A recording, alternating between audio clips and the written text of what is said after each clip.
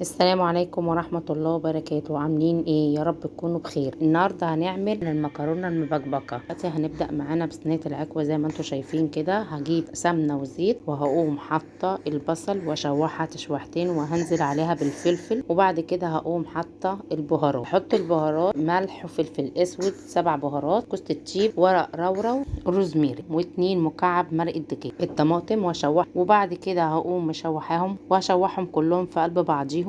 وبعد كده هقوم جايبه العكوه ميه مغليه واقوم حطاها وهعملها زي الطاجن. قبل ما تتشرب هقوم مدخلاها الفرن تدي لون كده زي الكرمله اللي هوريها لكم دلوقتي. هقوم حطاها في الفرن، واول ما طلعت من الفرن بالمنظر اللي انتم شايفينه ده حمرا، هقطع بصلايه، حاطه زيت وهشوحها بصلايه بفصين توم كده وهشوحهم كلهم في قلب بعض. هشوح اللحمه في قلب ملح وفلفل اسود وبهارات كعب مرق الدجاج حبهان بودر. هنزل بالصلصه، وبعد كده هقوم حاطه ميه مغليه، وبعد كده هقوم حاطه مقدار الميه اللي هتسلق اللحمه، وبعد كده هقوم معايره او اشوف اللحمه استوت خلاص. هقوم هحط المكرونه، وهنا معايا قرنين فلفل حطاهم شقاهم كده، واقوم حطاهم مع الصلصه تتسبك واللحمه تستوي، وبعد كده هنزل عليهم بالمكرونه. المكرونه هنا استوت زي ما انتم شايفين كده. وهنا اول ما تحطوا المكرونه في الصلصه تفضلوا تقلبوها شويه عشان خاطر ما تلزقش، لازم يبقى فيها الصوص كده زي ما انتم شايفين. اللهم بارك، كان طعمها تحفه. ما تنسوش تعملوا لي لايك وشير وسبسكرايب وتشاركوا الفيديو عشان الكل يستفيد. وكده بعد ما خلصنا وصفتنا بتاعت النهارده وده الشكل النهائي لاكلتنا. اتمنى تجربوها وتقولوا لي رايكم في الكومنتات. استنوني الفيديو الجاي بوصفه جديده ان شاء الله. السلام عليكم ورحمه الله وبركاته.